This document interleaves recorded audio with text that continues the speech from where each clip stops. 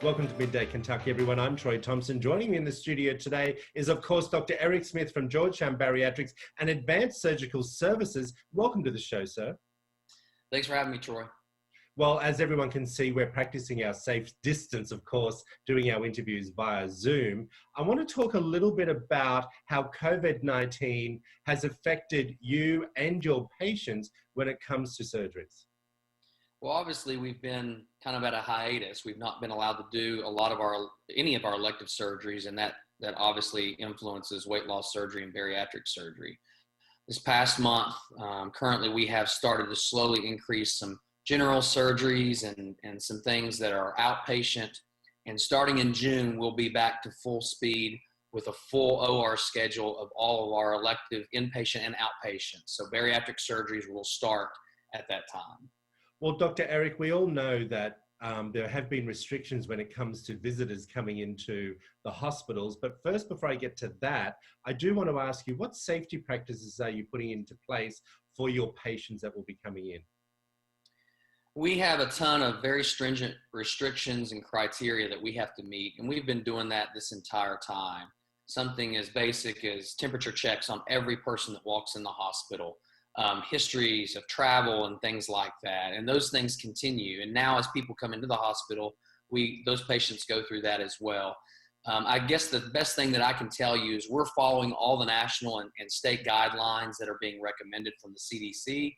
And our hospitals and our clinics have never been safer and cleaner because of the precautions that we're taking right now. It's funny you say that, because a few other medical experts that I've been speaking to have said exactly that.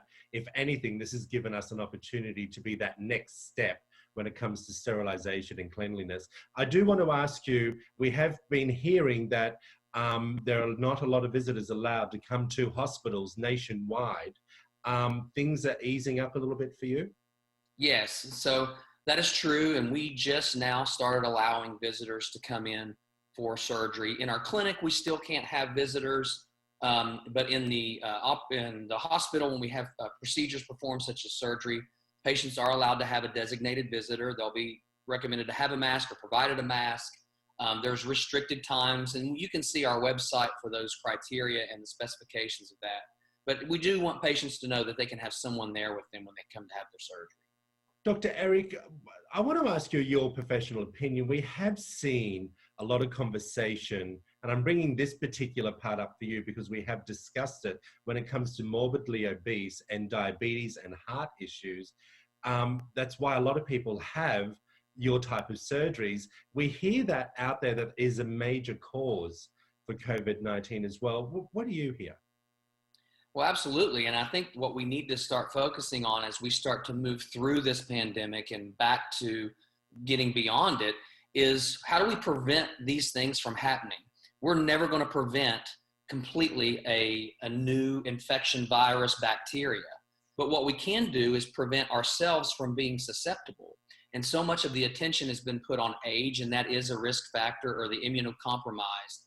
But the top two risk factors for patients outside of age that make them susceptible to the infection or succumbing to the infection is morbidly obese or diabetes. Well, that's something we can do something about.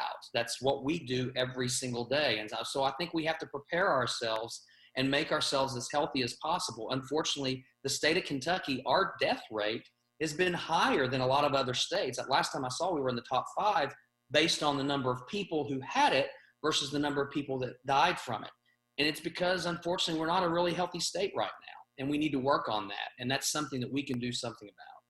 That's some very scary stats. Of course, we'll have all that information on our website as well. Now, I do want to talk to you something about that I just did this morning, and there has been medical officers trying to do it over the years, but it's really enforced something called telemedicine.